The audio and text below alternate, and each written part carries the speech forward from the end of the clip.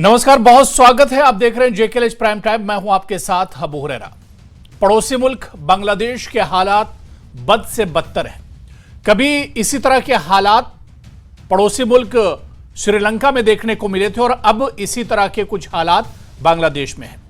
बांग्लादेश की सियासत शेख हसीना के प्रधानमंत्री पद छोड़ते ही किसी अश्क की तरह एक तरह से बिखर गए हैं। हर जगह उपद्रवी तांडव मचा रहे हैं। बांग्लादेश आर्मी लोगों से शांति की अपील कर रही है। साथ ही बीते दिन बांग्लादेश आर्मी ने अंतरिम सरकार बनाने का ऐलान भी कर दिया है।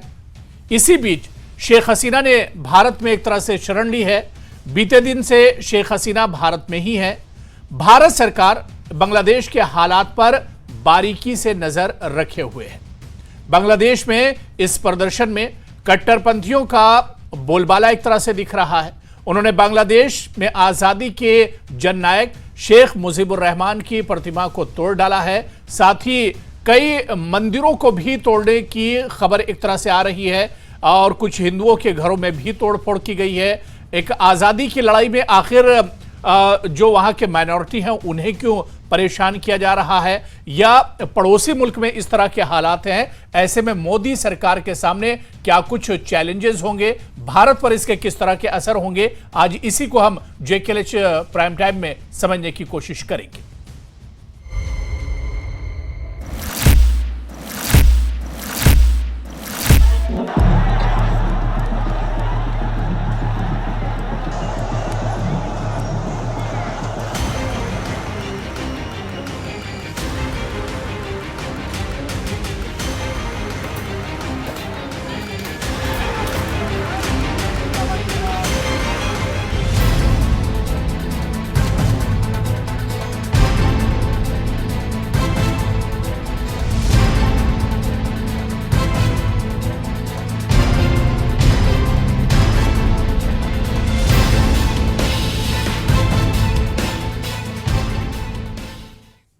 तो बांग्लादेश में हालात बद से बदतर हैं और बांग्लादेश के मौजूदा हालात पर भारत की नज़र भी बनी हुई है। इसी पर चर्चा करेंगे। बहुत खास मेहमान मेरे साथ आज डिबेट में जुड़ रहे हैं। बहुत जल्दी अपने मेहमानों का आपसे इंट्रोडक्शन करा देता हूं, तारुफ करा देता हूं।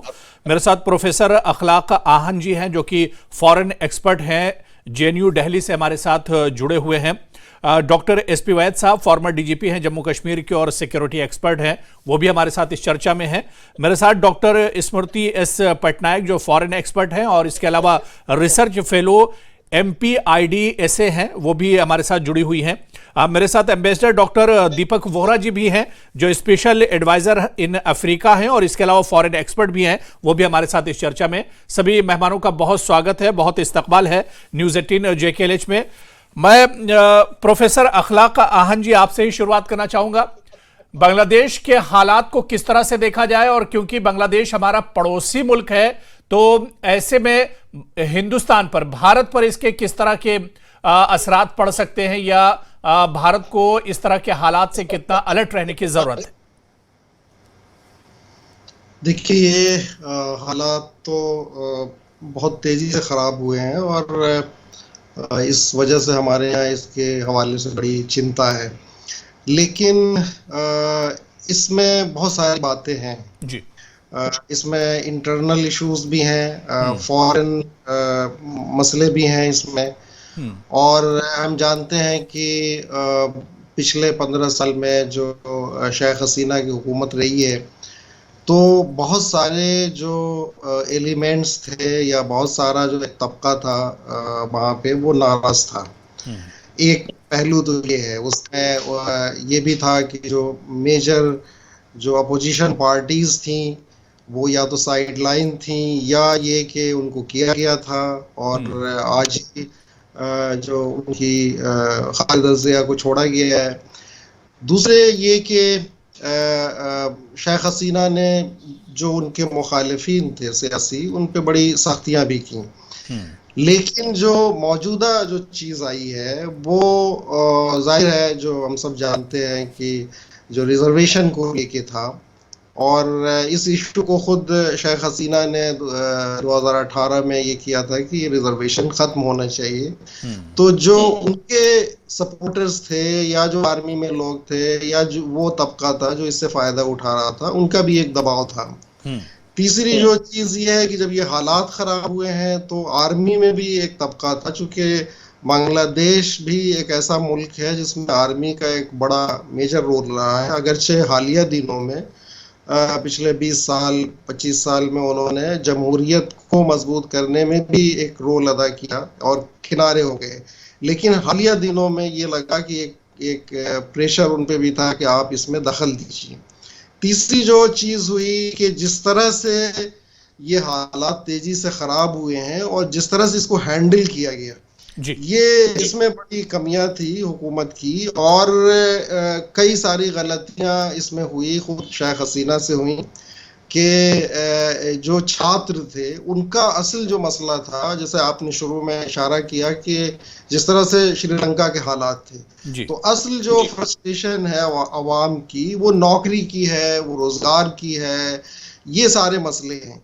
लेकिन होता क्या है कि जब एक जेन्युइन इशू पे लोग आवाज उठाते हैं और जब उसको ठीक से हल नहीं किया जाता है तो फिर वो तमाम एलिमेंट्स एक्टिव हो जाते हैं जो कहीं ना कहीं नाराज हैं, और ये सब एक बार फिर शामिल हो गए। और जिस तरह से आपने देखा कि जो हुक्मरान पार्टी का जो स्टूडेंट विंग है उसने जिस तरह से उपद्रव किया इन दिनों में या लोगों को मारा, पुलिस ने जिस तरह से किया, तो ये इससे लोगों में एक बड़ी वो हुई और आम फिर लोग भी उसमें शामिल हो गए हैं। ये एक पहलू है। दूसरा जो पहलू इसमें ये है वो फॉरेन पहलू भी है, खारजी जो है। अब जैसे ये देख रहे हैं कि भारत के रिश्ते बांग्लादेश के साथ अच्छे हैं, बांग्लादेश ने बहुत सारे मामलों में हमारी बड़ी मदद की कि जो एक्सट्रीमिस्ट एलिमेंट्स थे उनको वहाँ पे घुसने नहीं दिया।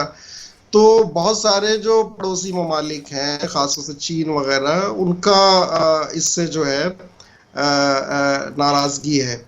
तो ये अब एक तरफा मामला नहीं रहा और इसमें बहुत सारे एलिमेंट्स दाखिल हो गए हैं, और उसमें कहीं ना कहीं खुद जिस तरह से हैंडलिंग हुई है वो गलत हुई है। तीसरी जो चीज एक बड़ी अहम है वो ये कि शुरुआती दौर में जब बांग्लादेश की आज़ादी हुई थी तो जो लोग इस आइडिया के खिलाफ थे, जाहिर है वो एक पॉलिटिकल जो भी था उनको रजाकार कहा गया था, और रजाकार एक तरह से एक टर्म बन गया गद्दार का बाद में।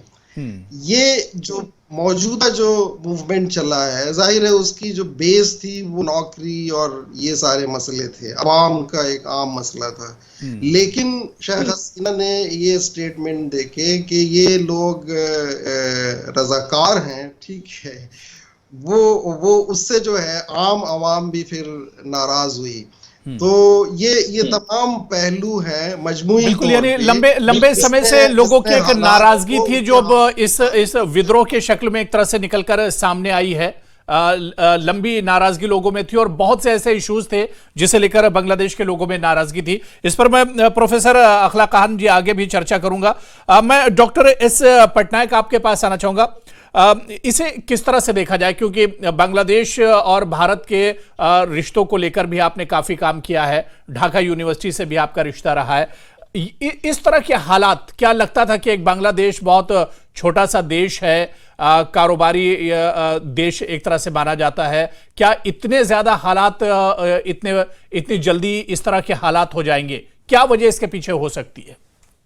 देखिए, बांग्लादेश साइज में छोटा होगा लेकिन पॉपुलेशन बहुत ज्यादा है। जी। तो मैं ये बोलूंगी कि जैसे डेवलपमेंट शुरू हुई है, शुरू में सरकार को शायद ओवर कॉन्फिडेंट रहे हैं। सरकार को शायद लगा कि जैसे बहुत आंदोलन उससे पहले हुई है, ये कोई नया आंदोलन नहीं है। छात्र आंदोलन बांग्लादेश का हिस्ट्री का पार्ट है। आप अगर 71 में देखेंगे, 52 में देखेंगे, या अभी 2018 में भी एंटी कोटा प्रोटेस्ट भी हुआ था, रोड सेफ्टी प्रोटेस्ट हुआ था, जहां पे स्टूडेंट जो है वो लीडिंग रोल प्ले किए थे। तो अभी इस बार जब शुरू हुआ था हाईकोर्ट का डिसीजन आने के बाद, जिसमें रद्द कर दिए सर्कुलर 2018 का सर्कुलर, जहां पे 56% जो कोटा है उसको सरकार ग्रेड 9 टू ग्रेड 13 का जितना नौकरी है उसमें से वो हटा दिए थे।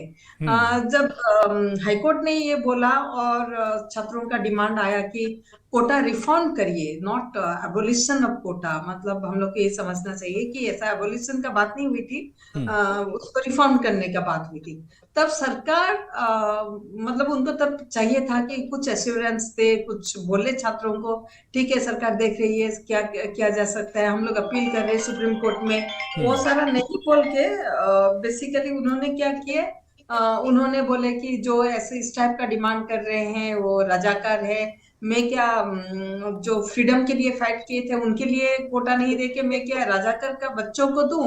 तो जिस वजह से वो थोड़ा छात्र का बीच में बहुत गुस्सा आ गया, उनको लगा कि हम जब अपना राइट मांग रहे हैं इन्होंने हमें ब्रांड कर रहे हैं, जो कि बांग्लादेश पॉलिटिक्स में बहुत दिन से यही चल रही है। आप अगर सरकार को अपोज कर रहे हैं या सरकार का कोई पॉलिसी आपको अच्छा नहीं लग रहा है तो सब समय ये टर्मिनोलॉजी यूज कर, मतलब आप लिबरेशन के अगेंस्ट में है, आप नहीं चाहते हैं कि लिबरेशन फोर्सेस को कुछ मिले, इस टाइप का सब समय लिबरेशन फाइटर कोलैबोरेटर, ये वाला जो डिबेट है बांग्लादेश में वो 71-72 से है।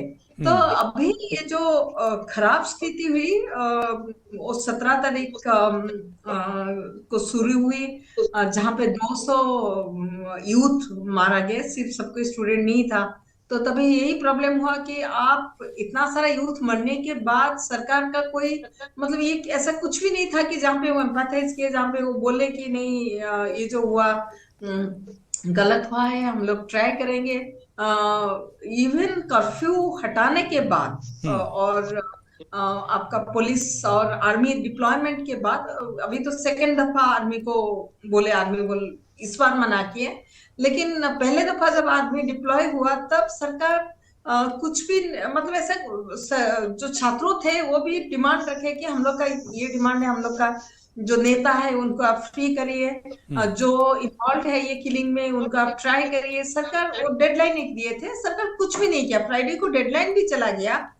तो बहुत ही ऑब्वियस था कि मतलब सरकार, लोगों में नाराजगी बहुत थी, गुस्सा बहुत था लोगों में जी। ऑब्वियसली आप तो रिजोल्यूशन नहीं कर रहे हैं और मतलब मुझे यही बात की आश्चर्य हो रही है कि जो बिल्टअप हो रही है सरकार को कैसे पता नहीं चला कि इस टाइप का बिल्टअप है जिसमें दूसरे फोर्सेस भी आ चुके थे। ये सिर्फ छात्रों नहीं थे, आप अगर देखेंगे कोई भी रैली देखिए सिर्फ छात्रों का रैली नहीं था, छात्रों के साथ आपका टीचर भी जुड़ गए, उनके साथ उनका जो गार्डियन थे वो जुड़ गए, सिविल सोसाइटी मेंबर जुड़ गए, पूरा 1990s का एंटी एरसाद मूवमेंट जैसा मतलब बनने लगा वो जो प्रोटेस्ट मतलब था। हालात धीरे धीरे बहुत तेजी से बदल गए। मैं डॉक्टर दीपक वोहरा जी आपके पास आऊंगा, मैं डॉक्टर एसपी वैद्य जी आपके पास भी आऊंगा, और भारत के सामने क्या किस तरह के चैलेंजेस हैं इस पर मैं डॉक्टर एसपी वैद्य जी आपसे बात करूंगा। लेकिन डॉक्टर दीपक वोहरा जी, मैं समझना चाह रहा हूं जो बात यहां पर डॉक्टर पटनायक कह रही थी कि स्टूडेंट में बहुत ज्यादा एक तरह से नाराजगी थी और रिजर्वेशन को लेकर ये नाराजगी एक तरह से बढ़ती चली गई, लेकिन अपने ही देश के खिलाफ इस तरह का इतना बड़ा हंगामा श्रीलंका में भी हमने हालात देखे, लेकिन इतने ज्यादा हालात नहीं खराब हुए थे, यहां पर तो हालात बद से बदतर हो गए। आभारी हूं सर कि आपने ये मौका दिया है आपके चैनल पर शरीक होने का और आपके जो विशेषज्ञ हैं उनसे सीखने के लिए। शुरुआत में इतना कहना चाहता हूं कि जब भारत के पास डॉक्टर एसपी वैद्य, डायरेक्टर जनरल पुलिस जैसी संतान है, हमें चिंता करने की जरूरत नहीं है, इस सिचुएशन को संभाल लेते हैं। बिल्कुल। अब सर 3 चीजें बहुत महत्वपूर्ण हैं। बांग्लादेश की फौज ने शेख हसीना को गिरफ्तार नहीं किया, अपना जहाज दिया और बोला आप चले जाइए। और ये नहीं होता कि जहाज उड़ता है और कहीं भी चला जाए। भारत ने फ्लाइट पाथ को एक्सेप्ट किया, हिंडन में उनको बुलाया, हमने उनको स्वीकार किया। एक महत्वपूर्ण चीज और सर, 57 इस्लामिक मुल्क है, शेख हसीना किसी इस्लामिक देश में नहीं गई, वो भारत में आई है। हमने शरण दी है बांग्लादेश के रेफ्यूजीज को, श्रीलंका से, नेपाल से जो आते हैं, मालदीव से जो आते हैं, सबको दी है। सही है, भारत माँ है, हम सबको प्रोटेक्शन देते हैं। अब एक चीज और ये मैं करोड़ों लोगों से दरखास्त करता हूं जो आपका प्रोग्राम देखते हैं, हमारे कुछ नेता हैं जो विदेशों में जाके कहते हैं कि भारत की डेमोक्रेसी खतरे में है, डेमोक्रेसी को बचाओ। सर, घर की आग आप दूर के पानी के साथ नहीं बुझा सकते। अगर कोई समस्या है तो उसका समाधान घर ही में होगा। जो बांग्लादेश में इस समय हो रहा है, बिल्कुल। स्टूडेंट प्रोटेस्ट नहीं है सर, वो जिहादी एलिमेंट्स ने टेक ओवर किया है। महिलाओं के अंडरगारमेंट्स को डिस्प्ले कर रहे हैं। शेख मुजीबुर रहमान जिन्होंने आजादी दिलवाई थी बांग्लादेश को, उनकी मूर्ति को अटैक कर रहे हैं। ये स्टूडेंट्स नहीं है सर, ये नॉर्मल बंगालीज नहीं है, ये जिहादी हैं जिन्होंने टेक ओवर कर दिया। और इसके पीछे कौन है? क्षमा चाहता हूं सर, आपको याद होगा कि अप्रैल में वो ब्लिंकी शिंकी जो भी है अमेरिका का विदेश मंत्री, उसने कहा था कि डेमोक्रेसी जो इलेक्शंस हैं बांग्लादेश में ठीक नहीं है। और शेख हसीना ने क्या कहा था कि ब्लिंकी साहब, आपकी डेमोक्रेसी जो है वो अटलांटिक पोर्शन, अटलांटिक महासागर तक ही है, उसके बाद तो आप सब भूल जाते हैं और आप जो तानाशाही देश हैं, जहां पे तानाशाही सरकार है, उनके साथ आप कांटेक्ट करते हैं। तो मेरा मानना ये है सर कि ये जो इस समय हो रहा है, ये स्टूडेंट प्रोटेस्ट अब खत्म हो चुका है। ये अब बहुत खतरनाक दौर है बांग्लादेश के लिए। लेकिन मुझे यकीन है, मुझे उम्मीद है, मुझे हौसला इस बात का है कि ये लोग जो कर रहे हैं, ये जिहादी, ये बांग्लादेश की आर्थिक व्यवस्था को तहस नहस कर देंगे। ये मैंने अपने करियर में देखा है सर। मैं तो बहुत 51 साल हो गए डिप्लोमेसी में। मैंने जिम्बाब्वे में देखा, सूडान में देखा, इजिप्ट में देखा।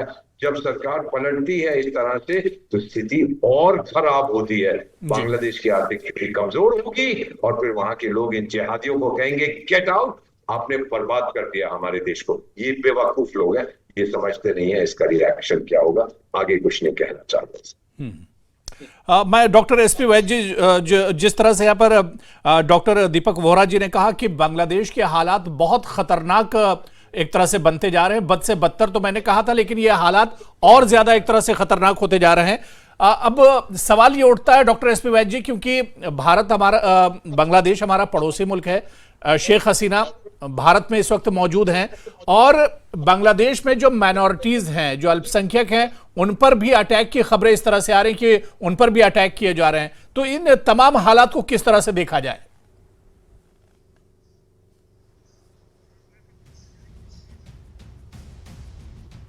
डॉक्टर एसपी वैद्य जी, चलिए, शायद डॉक्टर एसपी वैद्य जी को मेरी आवाज नहीं जा रही, उन तक मैं दोबारा से जाऊंगा, उनसे बात करने की कोशिश करूंगा। मैं प्रोफेसर अखलाक आहान साहब आपके पास आना चाहूंगा। जिस तरह से कई इस तरह की खबरें आई कि वहां पर जो हिंदू हैं, जो माइनॉरिटी हैं, उन पर भी अटैक किए गए, कई मंदिरों पर अटैक किए गए। क्या ये एक नाराजगी इस वजह से भी है कि शेख हसीना भारत में है, इस वजह से नाराजगी, या इसके पीछे कुछ और चीजें हैं जिस तरह से डॉक्टर दीपक वोहरा जी बता रहे थे?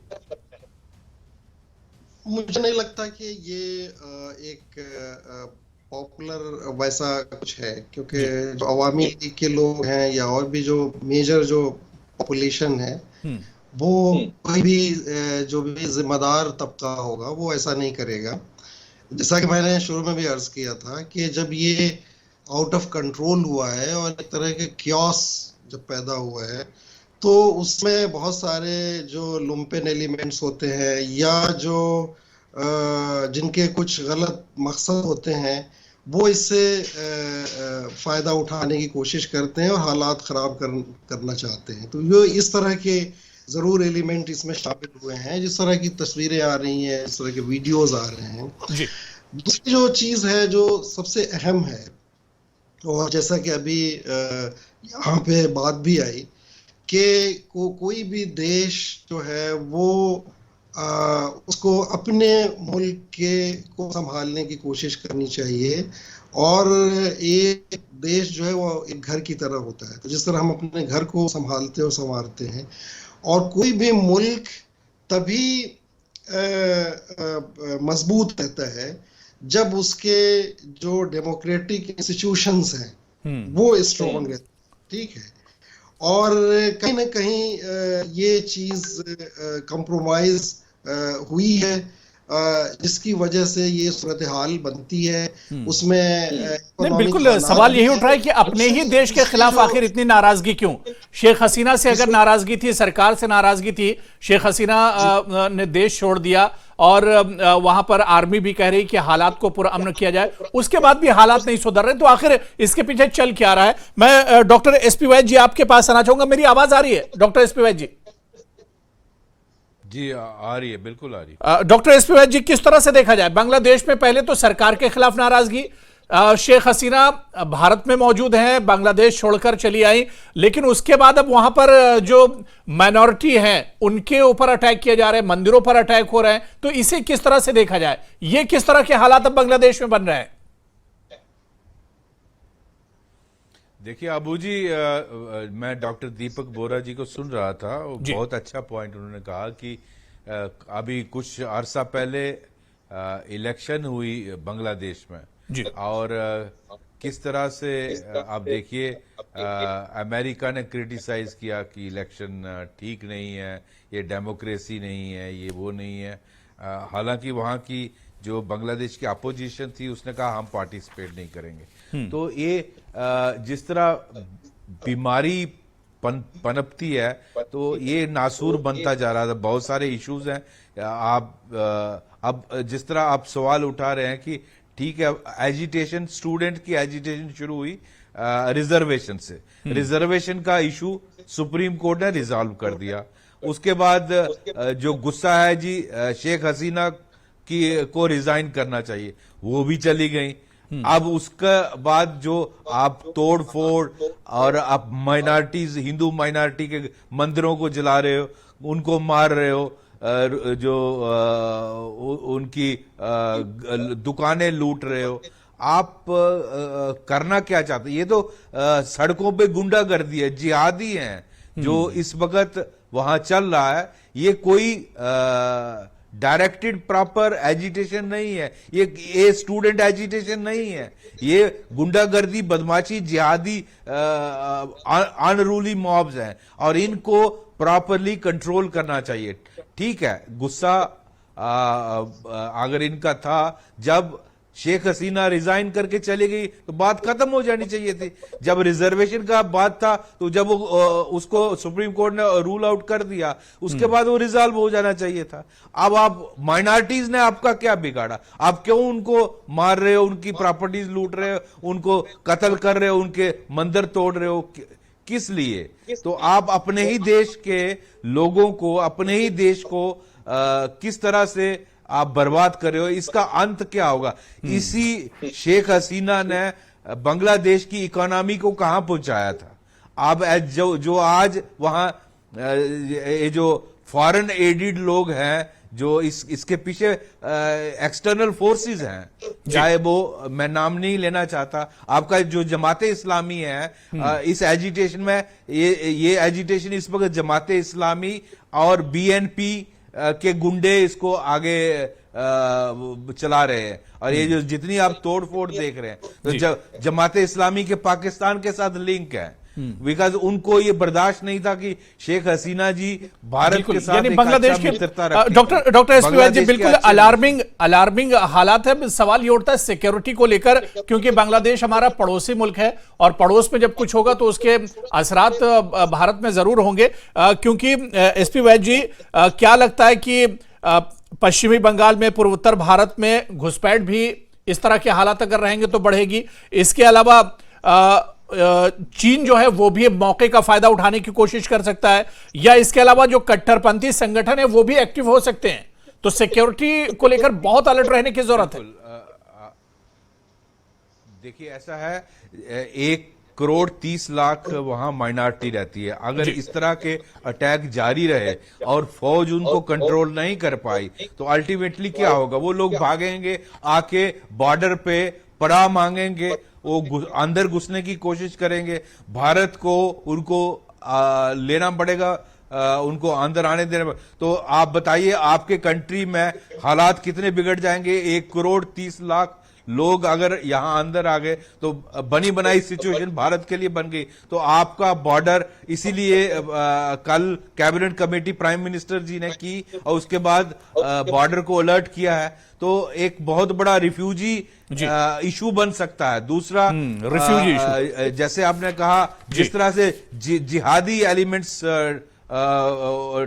इसको एजिटेशन को अब लीड कर रहे हैं, तो इसका कट्टरपंथी जो ऑर्गेनाइजेशंस हैं वो फिर एक भारत के ईस्ट में एक बहुत बड़ी सिरदर्दी भारत के लिए बन जाएगी। और चाइना आप जानते हैं किस तरह से हस्तक्षेप करता है। उसने पिछले Sheikh Hasina was not allowing them, जो वो चाहते थे। अमेरिका यहाँ बेस चाहता था।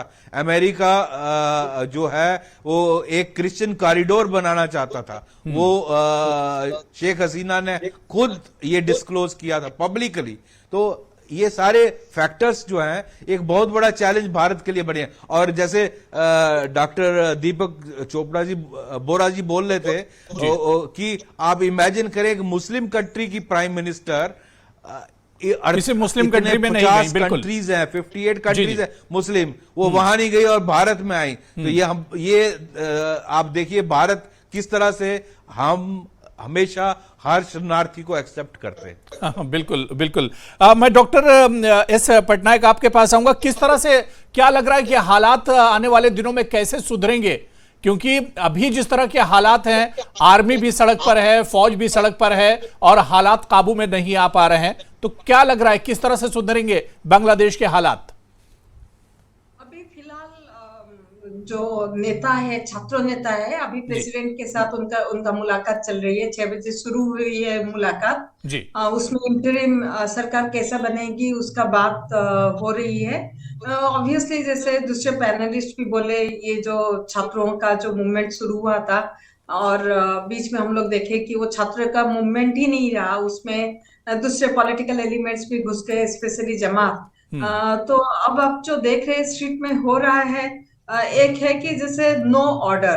कल आर्मी चीफ बोले थे कि हमारा हम सहयोग चाहिए लोगों से, स्टूडेंट से, आप लोग घर वापस चले जाइए क्योंकि बिना आपके सहयोग में मैं ऑर्डर नहीं ला सकता हूँ। तो यही लग रहा है कि अभी वो फ्री फॉर ऑल हो गया है। बहुत एंटी सोशल एलिमेंट्स भी उसमें आ गए हैं। जो आप लूटपाट जो देखे कल बंगो भवन में हुआ, जो श्रीलंका में जैसा हुआ था उसी टाइप का, कोई खा रहा है, कोई सामान उठा के ले रहा है, ये ऑब्वियसली छात्र नहीं है, ये दूसरे मतलब जो एंटी सोशल एलिमेंट घुस गए। तो ये एक मेजर चैलेंज रहेगा। आर्मी एक्चुअली अभी तक आज ही रिसफल हुआ है आर्मी में। जैसे अभी कुछ घंटे पहले उन्होंने रिसफल किए हैं आर्मी में, जो कि एक मेजर इंडिकेशन है कि आर्मी डॉक्टर दीपक वोरा जी, हालात कैसे सुधरेंगे, क्या लग रहा है? सर, हालात सुधरना इतना आसान नहीं है। सबसे आसान चीज ये होती जी, अफ्रीका का दुश्मन कौन है हमारे इलाके में? भारत नहीं है सर, चीन है। चिटगांव जहां पे मैं रहा हूं, जहां मेरा संबंध है जिसके साथ, वहां पे बेस दे दीजिए अमेरिका को, सब कुछ ठीक हो जाता। शेख हसीना बोली नहीं, मैं चीन की लड़ाई, आपकी लड़ाई चीन के साथ बांग्लादेश के जरिए नहीं लड़ने दूं, मना कर दिया। और फिर देखिए आपने उसका परिणाम। फिर से सर एक ही अनुरोध है, आपके घर में अगर आग लगी है, दूर के पानी से मत बुझाने की कोशिश करिए, वो पूरा फायदा उठाएंगे। अब आप देखेंगे क्या होने वाला है। 10, 15, 20 दिन तक ये चलेगा आतंकवाद। उसके बाद जो सरकार बनेगी, चाहे मोहम्मद यूनुस की है चाहे किसी और की है, अमेरिका के पिट्ठू होंगे वो लोग, और जो अमेरिका चाहता है उनको दे देंगे। अमेरिका आपके नेबरहुड में आ रहा है, लेकिन हमें डरने की जरूरत नहीं है। हमारे अमेरिका को खतरा हमसे नहीं है, खतरा चीन से है। सो द मेजर कॉन्फ्लिक्ट जो होगा वो इन शक्तियों के बीच में, ये महाशक्तियां वक्तियां कोई नहीं है, चाइना और यूनाइटेड स्टेट्स की जो जंग है उसके बीच में बांग्लादेश पीसा गया है।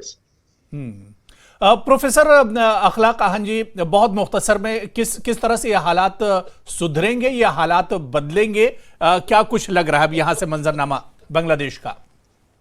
देखिए, ये जो ये काफी दिन से जो इनके मुखालिफिन हैं अवामी लीग के, वो जाहिर दबे हुए थे। तो ये जो हालात हैं कुछ दिन तक तो ये खराब रहेगा, देखिएगा।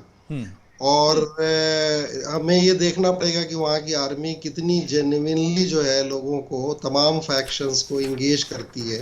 अगर वो इसमें कामयाब हो जाती है तो हालात ठीक हो सकते हैं। तीसरी जो चीज है जिसके बारे में भी इशारा हुआ है कि जो फॉरेन एलिमेंट्स हैं, ठीक है, और खासतौर से ये एरिया जो है वो चाइना और यूएस का एक राइवलरी का केंद्र भी बन रहा है। उसमें मुझे ये लगता है कि कहीं ना कहीं जो सार्क का एक पूरा वो था, जो साउथ एशियन कंट्रीज का जो आपस में जो एक इंगेजमेंट था, वो कमी भी कहीं ना कहीं ये वजह बन रही है कि बाहरी एलिमेंट्स की मुदाखलत हो रही है। ये एक बड़ा ही हमारे लिए कंसर्न की इशू है, क्योंकि बांग्लादेश से हमारा जो रिलेशन है शुरू से ही, जाहिर है उसके बनाने में और उसकी आज़ादी में हमारा रोल रहा है, तो वो उसका निकल जाना ये बड़े कंसर्न की बात है। और हमारा सबसे इंटीमेट और क्लोज रिलेशन एक तरह से बांग्लादेश के साथ रहा है। बिल्कुल, क्योंकि बांग्लादेश में जिस तरह के हालात हैं, ऐसे में भारत सरकार के लिए भी एक बड़ा कंसर्न है। और अब ये हालात किस तरह से सुधरेंगे और कितनी जल्दी सुधरेंगे, ये देखना बहुत अहम होगा। बहुत अच्छी बातचीत हुई, समय की कमी है। बहुत बहुत शुक्रिया हमारे साथ जुड़ने के लिए तमाम पैनलिस्ट का, प्रोफेसर अखलाक खान जी, डॉक्टर एसपी वैद साहब, डॉक्टर पटनायक और एम्बेसडर डॉक्टर दीपक वोहरा जी, सभी का बहुत बहुत शुक्रिया चर्चा में जुड़ने के लिए। तो जेकेएलएच प्राइम टाइम में आज फिलहाल इतना ही। नमस्कार।